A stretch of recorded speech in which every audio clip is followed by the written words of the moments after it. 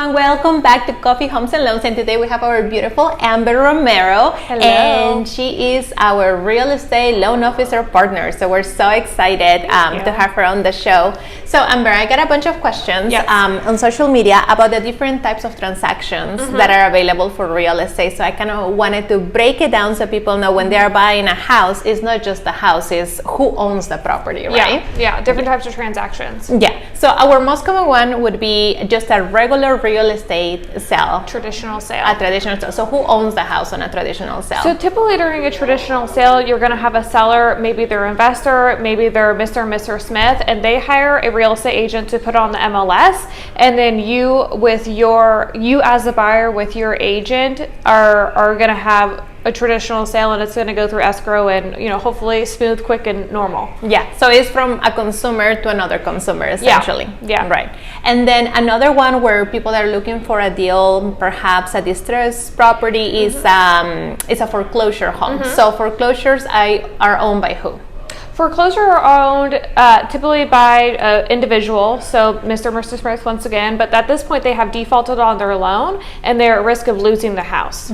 Yeah, so and now the bank is making all the decisions, right? Yeah. Yes. So go ahead. So you're basically buying it from the bank. Yeah, and so you negotiate with the bank. They will see whether or not you are going to get closing costs, whether or not they're going to do repairs, and they tend to be pretty strict per my experience. Yes, yeah, they're pretty strict, and kind of what they say goes. Yeah, exactly. Unfortunately, the benefit to buying a foreclosure though is you're getting a property at or under market value essentially. Yeah, so you're going to buy it with some equity, but then you're going to be mostly responsible for the repairs and things like that. Yes. Okay, another type of transaction would be a short sell, and that's when somebody can no longer make their payment. So what would that be like, Carolina? Yeah, so that would basically mean that now they owe more on the property than what the house is worth. So they need to short sell it rather than doing a traditional sale where they're going to cash in some equity and be able to pay for their closing So they're selling it costs. at a loss. Correct. Okay. Yeah, I guess that's the name, right? Short Right. Yeah. sell. Short There you go.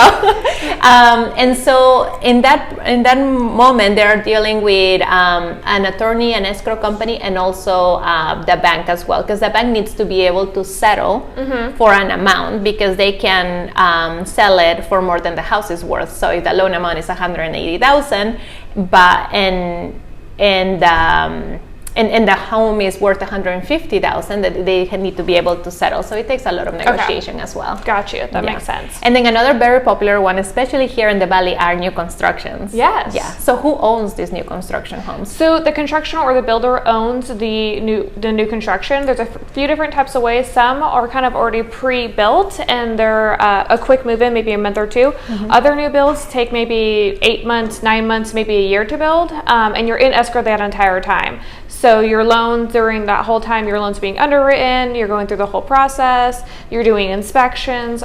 It's a very touch and go process, but it's a brand new house, and you buy it straight from the builder. Yeah, and you get to customize it as well. Yeah. Some are fully customizable, some are semi-customizable. It kind of just depends on the builder and what products they offer. Yeah, and most builders have their preferred lenders where they offer incentives towards closing costs. Something I've noticed as a trend is that some of the lenders, the preferred lenders for the builders, they don't offer long-time locks. So you could be in contract for like 6 to 9 months. Yeah. Right now it's like about 6 months, but you can lock that interest rate. Yeah, you can always lock it. I would say on another things, maybe a forewarning with in-house lenders is their structure. Maybe they're not the best at structuring, so if they tell you no, you still can buy a new construction house. You'll just have to go to a traditional retail lender. AKA Amber and I. Yeah. So we do. Yeah, and then what else? So we have the foreclosures, the short sale, traditional sale, new construction. And then probate. Probate, that's right. So probate, typically when somebody passes away and their home goes in probate, that means that the bank has, or the court has to approve the sale. So you can still go under contract, you can still buy and have a traditional sale with a probate home, but it just has to be approved by the courts in order for that sale date and that sale amount. Exactly, and those can take, sometimes they go fast. The fastest I've closed one has been about 35 days, but sometimes one that I currently have on escrow, we're on month 3. Yeah. So it's going on the 90-day mark. So it can be kind of slow. Just depends. Yeah. But on that one, you can also kind of get a little bit of better of a deal because you do have to be more patient, and you as a buyer kind of are at the seller's will of when things are going to get going and when the process and the paperwork and all that jazz. So sometimes if a good agent, they'll give it to you a little bit of a better deal. So it can be worth your while and get a house under market value. Yeah, exactly. Just equity. Yeah, so many different types of transactions. The main tip is consult with your lender and your realtor at the beginning. Know exactly the types of properties that are available within your price range. Know what the price range is, what your budget is, and see which one of the options you're ready to navigate. And aside from all of that, we also have the different types of properties. So single family residence, townhomes, condominiums, manufactured homes. All of that. All of that. And how financing plays into that, and you'll see that in the next video. Yeah, see you guys.